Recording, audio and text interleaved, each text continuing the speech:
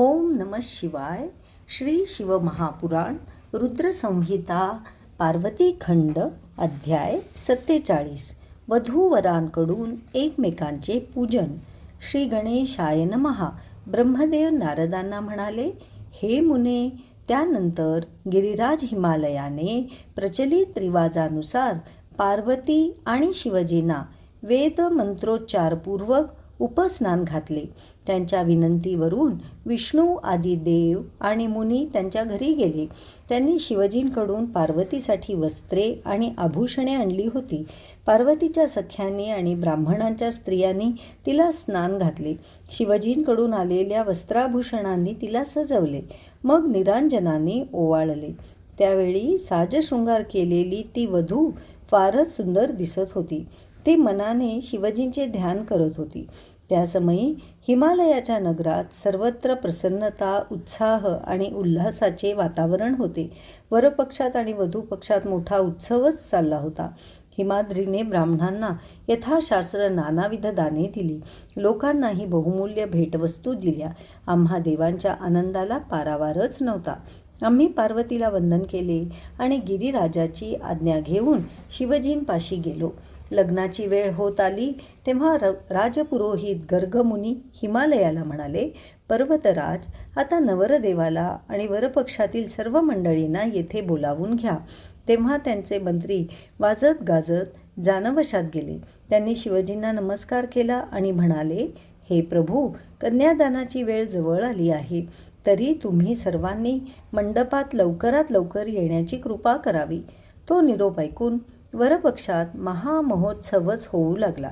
मंगलवाद्यांच्या निनादाने सारा आसमंत दुमदुमला.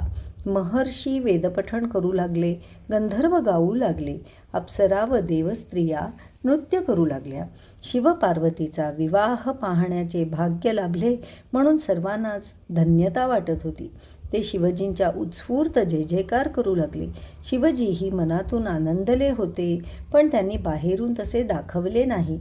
हिमाद्रींच्या मंत्र्यांचा निरोप मिळताच वरपक्षातील मंडळींमध्ये एकच लगबग सुरू झाली. लोकांवर अनुग्रह करणाऱ्या शिवजींनी प्रसन्नतेने मंगलस्नान केले. सुंदर वस्त्रे आणि आभूषणांनी अलंकृत होऊन ते नंदीवर बसले. वरपक्षातील मंडळी हिमालयाच्या घराकडे निघाली तेव्हा त्याचे मंत्रीगण वऱ्हाडाच्या पुढे पुढे चालत होते. शंख, भेरी, नगारे, मृदुंग व गोमुख यांनी एकच महाध्वनी केला. शिवगण जय जयकार करू लागले. शिवजींच्या मस्तकावर शोभिवंत छत्र धरण्यात आले होते. सेवक वर्ग चवऱ्या ढाळत होता. मी, श्रीहरी, इंद्रादी लोकपाल व ऋषीमुनी आपापल्या परिवारासह मोठ्या आनंदाने त्यांच्या मागोमाग चाललो होतो. सर्व देव शिवजींवर पुष्पवृष्टी करत होते. अशा प्रकारे विश्वाचे एकमेव बंधू असलेले शिवजी आपल्या महानतेला अनुरूप अशा दिमाखाने मार्गक्रमण करू लागले. त्यांचे स्तुतिगान करत ती सर्व मंडळी लग्न मंडपापाशी आली. मंडपाच्या प्रवेशद्वारी हिमालय शिवजींचीच वाट पाहत होता. त्यांना गणपरिवारासह आलेले पाहून त्याला फारच आनंद वाटला. त्याने हात देऊन शिवजींना वृषभावरून खाली उतरवले. पंचारतीने ओवाळून त्यांना प्रेमपूर्वक नमस्कार केला. त्यांच्या समवेत आलेल्या विष्णू आदी देवांचा व श्रेष्ठ ऋषींचा समयोचित आदर सत्कार केला. सर्वांना पाद्य व अर्घ्य दिले. मग शिवजींसह प्रमुख देवांना आपल्या घरी नेले. तेथे अंगणामध्ये रत्नजडित सिंहासनावर बसवले. त्यांचा प्रशंसापूर्वक सन्मान केला. तेवढ्यात मेना आली. तिच्या समवेत राजस्त्रिया आणि ब्राह्मण स्त्रिया होत्या. त्या सर्वांनी शिवजींना निरांजनाने ओवाळले. त्यानंतर पुरोहितांनी माझ्या सांगण्यानुसार मधुपर्क पूजनादी सर्व मंगलविधी सहर्ष पूर्ण केले. हिमालयाने शिवजींसह मला आणि श्रीहरींना घेऊन विवाह मंडपात प्रवेश केला. पार्वती उत्तम शृंगार करून आणि सर्व प्रकारची भूषणे लेवून वेदीवर बसली होती. त्यांना आलेले पाहून मंडपातील वातावरण उत्साहाने भरून गेले.